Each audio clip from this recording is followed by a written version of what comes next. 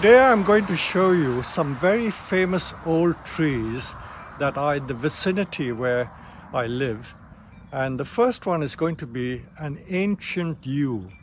Most of the ancient yews in Britain are grown in churchyards, and this one is no different.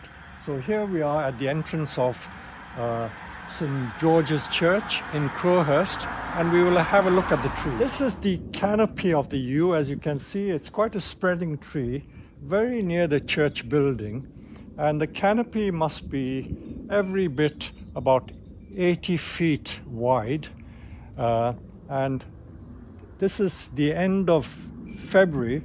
And if we have a close look at this tree, you will see that this yew tree is flowering, it's in bloom, and at the end of the year it will have these beautiful red berries. Yew trees were usually planted in churchyards because the leaves and the seeds are poisonous, I believe. I think more the leaves are poisonous, so they planted yew trees in churchyards because the cattle were not allowed in the churchyard, so there was very little risk of the cattle being poisoned. And that is why yew trees were mainly planted in churchyards in Britain. So we'll now walk around and show you the spectacular old yew. Here we are approaching the yew, and if there is ever a tree that will give you inspiration for creating bonsai, this should be one of them. I always bring all my great bonsai friends to see this tree because they always get inspiration, and the first reaction is that, wow, you know, it's unbelievable.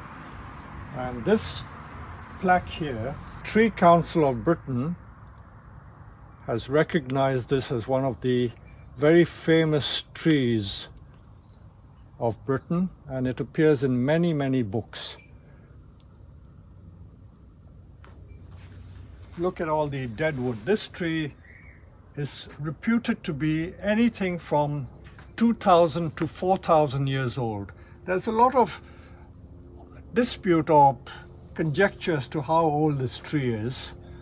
I think you can safely assume that it must be at least 1,500 years old. I would guess that it is between 2,000 and 2,500 years old, but there are people who believe that this tree could be 4,000 years old. Of course, the age of trees, especially ones that have a hollow trunk, is very hard to determine because there are no rings to count. If we look closer at this tree, it is completely hollow inside. Look at the detail of this tree. All the gins and sharis, you can see it is completely hollow. And how can you count the rings on this tree? There is no way you can count the rings.